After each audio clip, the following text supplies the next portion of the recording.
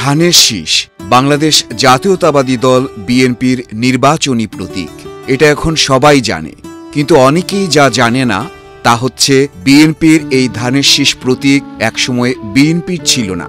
ধানের শীষ কিভাবে বিএনপির প্রতীক হলো, এর পেছনে রয়েছে এক চমকপ্রদ দীর্ঘ রাজনৈতিক ইতিহাস।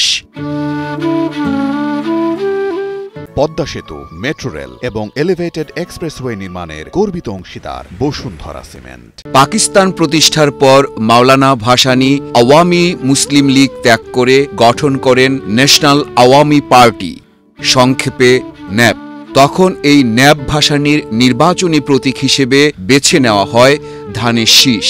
1967 সালে দলে বিভক্তির পর ন্যাশনাল আওয়ামী পার্টি ওয়ালি তার প্রতীক হিসেবে কুড়ে ঘর এবং ন্যাশনাল আওয়ামী পার্টি ভাসানী ধানের শীষকে নিজেদের প্রতীক হিসেবে বেছে নেয়। 1967 সালের দিকে বিভিন্ন কারণে ন্যাপ নেতৃবৃন্দের মধ্যে মতবিরোধ চলতে থাকে।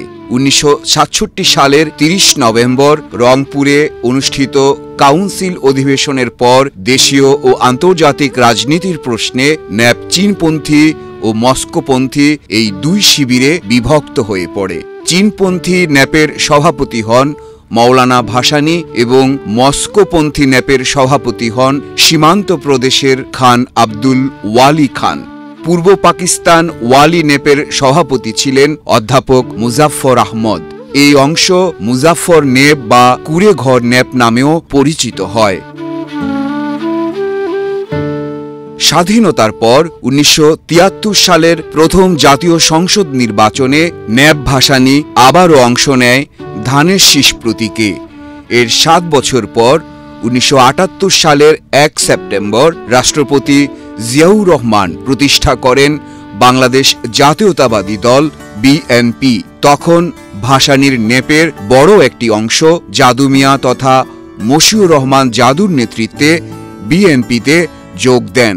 এই সূত্রেই ভাসানীর প্রতীক ধানের শীষ বিএনপির প্রতীকে পরিণত হয়।